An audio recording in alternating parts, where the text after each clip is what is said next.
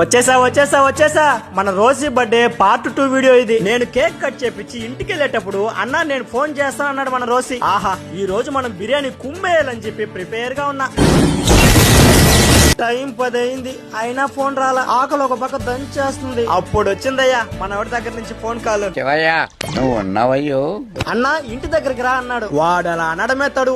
Accelerator ఇంటి దగ్గర పడితే వాడి ఇంటి దగ్గర వదిలే. అక్కడికి వచ్చిన తర్వాత ఏముంటది, కేక్ కట్ చేయడం తినిపించడం అవే కదా జరుగుతాయి. ఎప్పుడు కేక్ కటింగ్ అయిపోద్దా అని వెయిట్ చేసి ఆఖరికి కేక్ కటింగ్ అయితే అయిపోయింది గురు. అప్పుడు తీసుకెళ్లాడు వాడు ఇంటి లోపలికి. రండి రండిరా. మొత్తానికి లోపలికైతే వచ్చేసాం. పార్ట్ 1 లో బిర్యానీ దబర్ గురించి మళ్ళీ చెప్తానులేండి అన్నాను కదా, ఇంకా చెప్పడం ఎందుకు, కళ్ళెదురు కనబడతా ఉంటే మీరే చూసేయండి. యుద్ధం అయితే స్టార్ట్ అయిపోయింది గురు.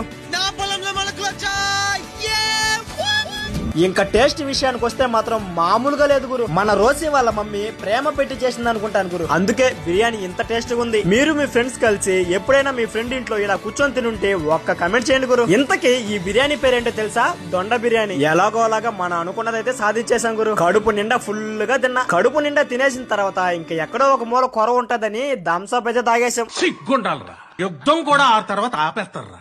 నువ్వేంట్రా పొద్దున్న లేచిన దగ్గర నుంచి దాని మీద దాడి చేస్తానే ఉన్నావు ఏదో మూల. ఏదైతేనే ఫుల్ గా గుమ్మేశాం. సరే మరి కమెంట్ చేయడం మాత్రం మర్చిపోవద్దు. ఉంటా.